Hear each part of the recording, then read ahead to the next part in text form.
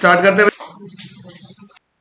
तो कल हम लोगों ने बात किया था आइंस्टीन फोटो इलेक्ट्रिक इक्वेशन, बहुत इंपॉर्टेंट था। आइंस्टीन ने बोला था कि जो लाइट एनर्जी फोटोन पड़ रही थी, फोटोन एनर्जी पड़ रही थी किसी मेटल सरफेस पे, तो वो दो तरीके से यूटिलाइज हो रही थी, है ना। Sum of the energy is utilise in ejecting electron from the metal surface which is equal to work function, and rest of the energy is utilise in providing the kinetic energy to the ejected electrons. ठीक है, आज इसी photons की properties पढ़ लेते हैं, क्योंकि board exam में बहुत बार पूछा गया है फोटॉन्स की कुछ कैरेक्टरिस्टिक्स, प्रॉपर्टीज आप बताइए।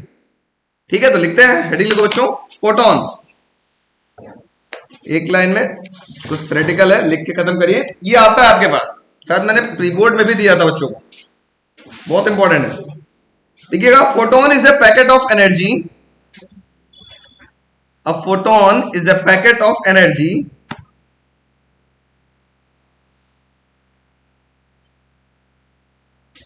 or quantum of energy. A photon is a packet of energy or quantum of energy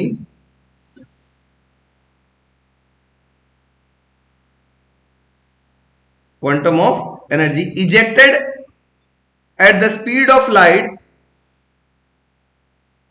ejected at the speed of light by an emitter, by an emitter. इसका फॉर्मूला लिख लीजिएगा, E is equal to h nu, E is equal to h nu. Next heading लिखिएगा, properties of photons. ये board exam में बहुत बड़ा है, अभी हम आपको सैंपल पेपर दिखाएंगे तो आप कहेंगे सर इसको हमको रट लेने में ही बेहतर है। रट लेंगे तो हमारा काम बन जाएगा, आपको नंबर आसानी से मिल जाएगा। पहला प्रॉपर्टीज देखा जाए, a photons travels with the speed of light in a vacuum,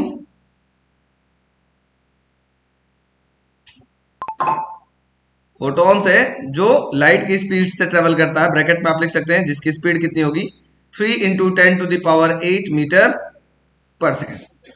पहली प्रॉपर्टी थी।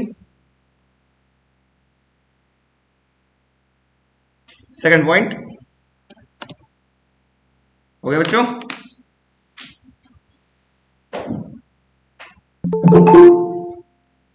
a photon has zero rest mass,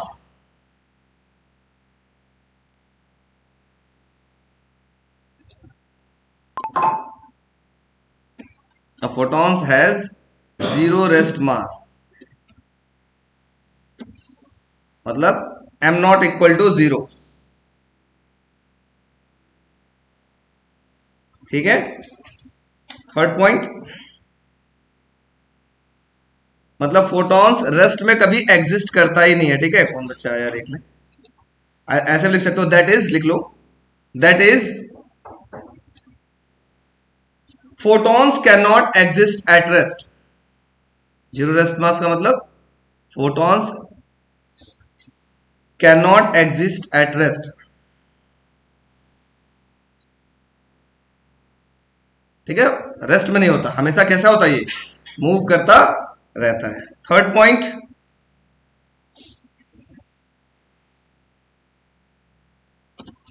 लिखिएगा,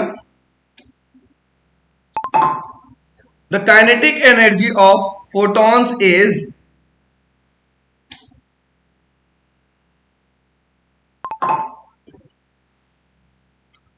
the kinetic energy of photons is E is equal to mc² से आप निकाल लेंगे, ऐसे लिख लेंगे, m is equal to E/c², लिख सकते हैं ना, E is equal to mc², which is equal to होगा h न्यू अपॉन में c², which is equal to होगा h अपॉन में लैम्डा। ये सब कहां से है अभी आगे पढ़ेंगे। ठीक है, फोटॉन्स की काइनेटिक एनर्जी आप सिंपली बोलिएगा E is equal to mc² वाला इक्वेशन। ठीक है, फोर्थ पॉइंट लिखिएगा, the magnitude of momentum of photon is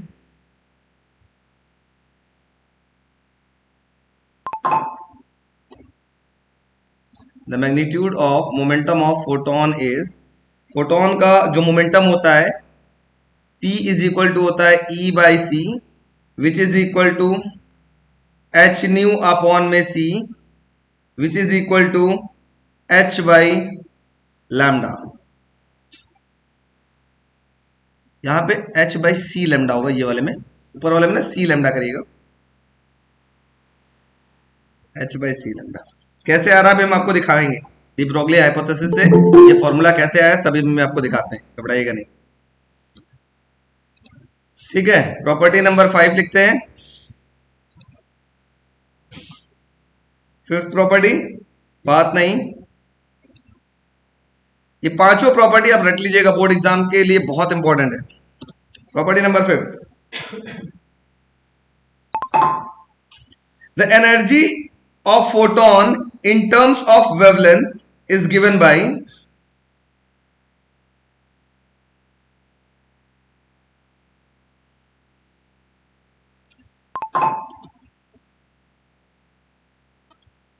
ये होगा E is equal to h nu which is equal to h c by lambda, या इसको ऐसे भी लिखा जा सकता है E is equal two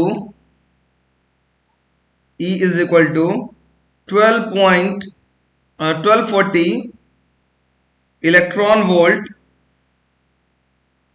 upon में लैम्डा, या लैम्डा नैनोमीटर में होगा, इलेक्ट्रॉन वोल्ट नैनोमीटर में ऊपर है। ठीक है, ये कुछ प्रॉपर्टीज हैं जिनको याद रखना पड़ेगा, और भी चाहे तो प्रॉपर्टी लिख सकते हैं।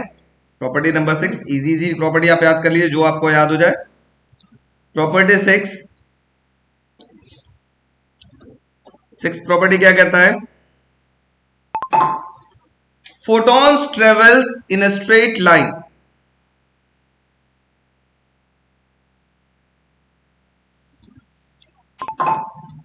photons travel in a straight line, photon हमेशा कैसे चलता है, स्ट्रेट लाइन में। प्रॉपर्टी नंबर 7 नोट करिए, जो इसमें से याद हो जाए प्रॉपर्टी आप याद कर लीजिएगा, जरूरी नहीं कि ऊपर से सीक्वेंस वाइज याद करिए, एटलीस्ट कम से कम 3 से 4 याद किए रहिएगा। 3 नंबर का आएगा तो 3 लिखिएगा, 2 नंबर का आएगा तो 2 लिखिएगा, लेकिन आता जरूर है। ठीक है, ध्यान दीजिएगा। नेक्स्ट है, the wavelength of photon changes in different media, so the velocity of photon is different in different media.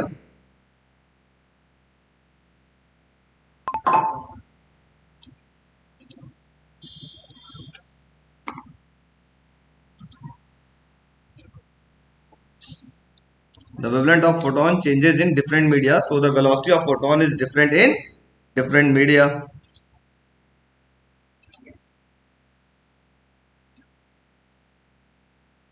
Property number 8,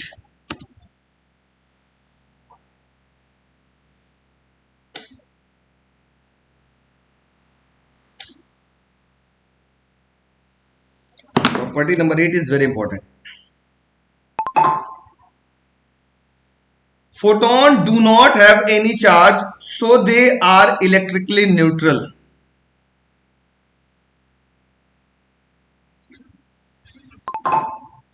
Photon do not have any charge, so they are electrically neutral. इस पे कोई charge नहीं होता है, charge नहीं होता है इसका मतलब जब चार्ज नहीं है तो कैसा होगा, electrically neutral. Next property number 9, जो याद हो जाए याद करिएगा, घबराने की बात नहीं है, ये भी प्रॉपर्टी इजी है। एक फोटोन को हम इलेक्ट्रिक फील्ड में डालें या मैग्नेटिक फील्ड में डालें तो उसका पाथ डेविएट नहीं होगा। जैसे अभी हम लोग याद होगा प्रोटॉन को डालते थे या इलेक्ट्रॉन को डालते थे तो पाथ घूमने लगता था, स्पाइरल बनते हुए चलता था। प्रोटॉन ऐसे ऐसे चलता था तो इलेक्ट्रॉन उसके अपोजिट डायरेक्शन चलता था ना। लेकिन अगर फोटोन को इलेक्ट्रिक फील्ड या मैग्नेटिक फील्ड में डालेंगे उसका पाथ डेविएट नहीं करेगा। तो प्रॉपर्टी नंबर 9 लिख लीजिएगा, photons are not deviated by electric field or magnetic field.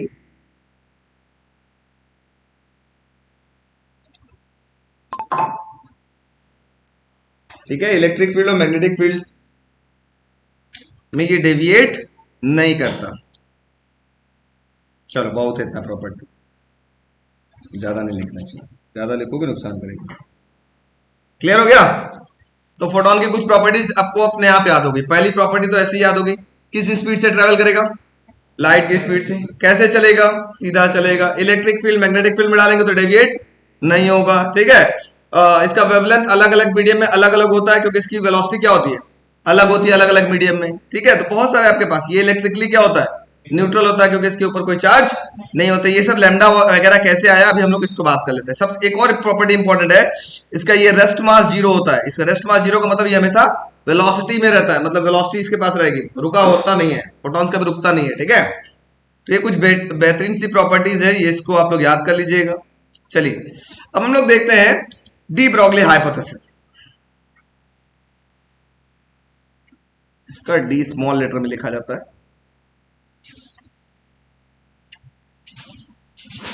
DBROGLIE, de Broglie hypothesis.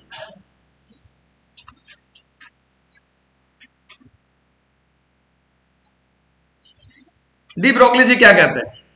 याद होगा सबको। सबसे पहले न्यूटन जी कहे थे पार्टिकल नेचर, हाइजेंस जी कहे थे वेव नेचर। अच्छा अभी हमने यूट्यूब पे एक सर्वे किया था, है ना? अभी मैक्सिमम लोग का गलत था। यूट्यूब पे मैंने सर्वे ये किया था कि वेव नेचर, लाइट का वेव नेचर के बारे में किसने बताया, तो मैक्सिमम लोगों ने क्या लिखा था? मैक्सवेल पे टिक लगाया था। लेकिन होगा क्या? Huygens correct answer. ठीक है। तो हाइजेंस जी ने वेव नेचर के बारे में बताया था, मैक्सवेल जी ने इलेक्ट्रोमैग्नेटिक वेव के बारे में बताया था, और उसके बाद बताया था कौन? डी ब्रॉगली जी। उन्होंने बोला था सब लोग अपने अपने जगह पर सही है। जो मूविंग मटेरियल पार्टिकल है, sometime it shows wave nature and sometime it shows particle nature, that is why light shows dual nature. Dual nature का कॉन्सेप्ट सबसे पहले किसने दिया था? डी ब्रॉगली जी ने दिया था।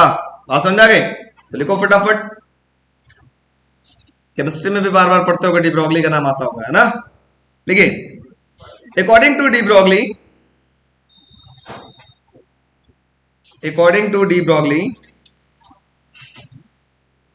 the moving material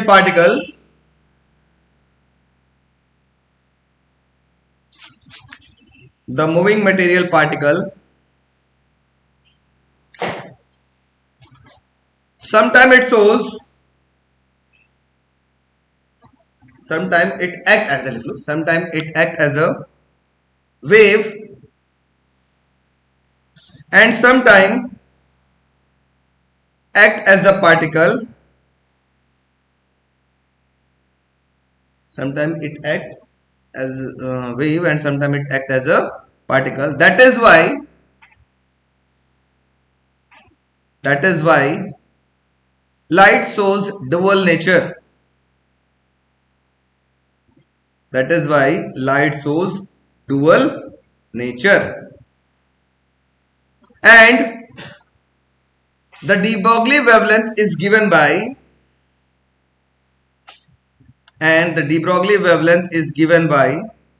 lambda is equal to h upon में mv. Lambda is equal to h upon में mv. And the de Broglie wavelength is given by lambda is equal to h upon mv. कहां से आया वो भी दिखा देते हैं आपको, बहुत इजी समझने का प्रयास करिएगा। According to Einstein E is equal to क्या होता है? mc स्क्वायर, या E इज इक्वल टू हम लिख सकते हैं mv स्क्वायर। C को V भी लिख सकते हैं कि नहीं लिख सकते? चलिए इक्वेशन नंबर 1। और हम लोग जानते हैं जो लाइट इस मेटल सरफेस पे पड़ रहा था, उस लाइट की एनर्जी क्या थी? E is equal to h nu था क्या? तो since E is equal to क्या होता है? H nu. दोनों इक्वेशन को इक्वेट कर लो तो बोलना from equation 1 and 2 we get, क्या मिलेगा बच्चों आपके पास? जल्दी बोलो। H nu is equal to m v square मिलेगा। थोड़ा सा सीखने वाली बात करते हैं, शायद हम लोग को याद है कि नहीं, आई डोंट नो। आप लोग जल्दी से बताओ बच्चों, स्पीड इक्वल टू क्या होता है? डिस्टेंस अपॉन में टाइम होता है क्या? स्पीड हो गया मान लो v, डिस्टेंस हो गया लैम्डा। लैम्डा होता है ना दो क्रेस्ट या दो ट्रफ के बीच की, दो कंसेक्यूटिव क्रेस्ट या दो कंसेक्यूटिव ट्रफ के बीच की दूरी। अपॉन में t को हम बोलते हैं टाइम पीरियड, कैपिटल T। और 1 अपॉन टाइम पीरियड क्या होता है बच्चों? जल्दी बताओ। फ्रीक्वेंसी, तो v इज इक्वल टू क्या होगा, लैम्डा म्यू होगा क्या, यस नो, क्योंकि इसको लिख सकते हो ना लैम्डा इंटू 1/t, और 1/t की जगह क्या लिखोगे, फ्रीक्वेंसी लिख सकते हैं यहां पर, यस नो, ये बार बार आएगा। तो इस फ्रीक्वेंसी की जगह बच्चों आप क्या लिख सकते हो, जल्दी से बताओ यहां से, v is equal to lambda mu होता है अगर, तो बताओ इस फ्रीक्वेंसी की जगह आप क्या लिख सकते हो, फ्रीक्वेंसी की जगह ये हो गया h, फ्रीक्वेंसी की जगह आपके पास क्या होगा, जल्दी बोलो बच्चों, v अपॉन में lambda is equal to mv square, एक v से एक v कैंसिल हो गया, लैम्डा को इधर भेज दो, mv को नीचे भेज दो, तो लैम्डा इज इक्वल टू क्या मिला, h अपॉन में mv, यही आपके पास कौन सा वेवलेंथ कहलाता है, डी ब्रॉगली वेवलेंथ कहलाता है। ये प्रूफ आता नहीं है, लेकिन कैसे हुआ है मैं वो आपको बता देता हूं, ठीक है, नोट कर लीजिए फटाफट,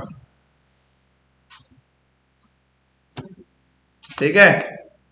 नेक्स्ट हेडिंग लिखिएगा, डी ब्रॉगली, बच्चों बहुत इंपॉर्टेंट हेडिंग है, लिखिएगा, very very important, de Broglie wavelength bracket में lambda of an electron moving through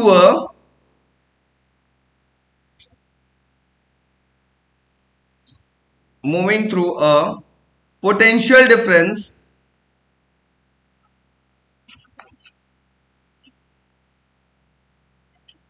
V, moving through a potential difference V। चलो झटपट नल पर चल, पढ़े हो ना बचपन में, नहीं पढ़े हो, बस झटपट वाला कहानी है, देखो बताओ जल्दी से बताओ, जो हम लोग कहीं है ऐसा पढ़े क्या, E is equal to h, sorry E is equal to EV naught, या EV लिख सकते हैं क्या, कब पढ़े, बार बार पढ़ रहे हैं, है ना। काइनेटिक एनर्जी को हम लोग ऐसे लिख सकते हैं कि नहीं लिख सकते, बोलो बच्चों वीडियो वालों। और काइनेटिक एनर्जी का एक और फॉर्मूला होता है, क्या होता है, 1/2 mv स्क्वायर, इक्वेशन नंबर इसको क्या बोल लेते हैं, सेकंड, दोनों को क्या कर लेते हैं, इक्वेट कर लेते हैं, इक्वेट करेंगे तो क्या मिलेगा, जल्दी बताओ बच्चों, तो लिखेंगे from equation first and second,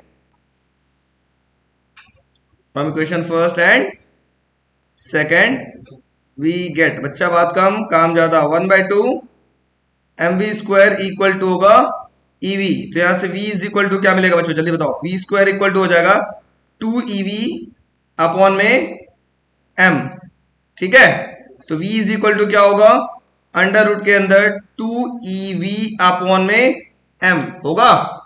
अभी हमने पढ़ा according to de Broglie, according to de Broglie lambda is equal to h upon में mv, पढ़ा है क्या, यस नो, यस सर, तो lambda is equal to h upon में m, in place of v what you have to write, 2ev upon में m लिख सकते हैं, यस नो, बोलो वीडियो लो, यस नो, गजब के बच्चे हैं सर यार, वेरी गुड। तो ये हो जाएगा h अपॉन में, एक m से m काटेंगे तो अंडर रूट में m आ जाएगा ऊपर, कटेगा क्या, तो क्या मिलेगा, जल्दी बोलो, अंडर रूट के अंदर क्या मिलेगा, 2mev मिलेगा। आप देखो कहानी, lambda is equal to h क्या है, h क्या है, प्लैंक कांस्टेंट, केमिस्ट्री पढ़े हो, प्लैंक कांस्टेंट नाम सुने हो, कितनी वैल्यू होती है, 6.63 into 10 to the power minus 34 whole upon में twice of mass of electron, कितना होता है, mass of electron 9.1 into 10 to the power minus 31, ये केमिस्ट्री पढ़ने जाते हैं सब। Charge of electron 1.6 into 10 to the power minus 19 into क्या बचा, सिर्फ एक v बचा। इन सब बेटा बात नहीं, इन सब को जब आप सॉल्व करेंगे तो ये मिलेगा 12.27 एंगस्ट्रॉम अपॉन में अंडर रूट v। एक एंगस्ट्रॉम में कितने मीटर होते हैं, जल्दी से बता दो, 1 angstrom equal to 10 to the power minus 10 metre. तो ये आपके पास ए बेटा बात कम काम ज्यादा।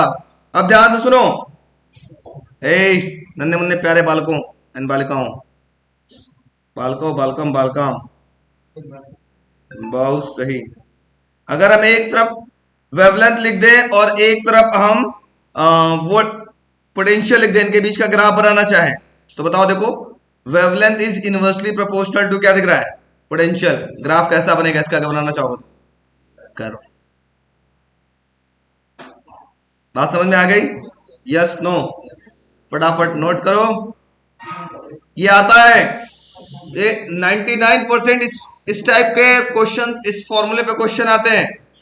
पोटेंशियल दिया रहेगा, पूछेगा वेवलेंथ बताओ। बहुत सिंपल सा क्वेश्चन।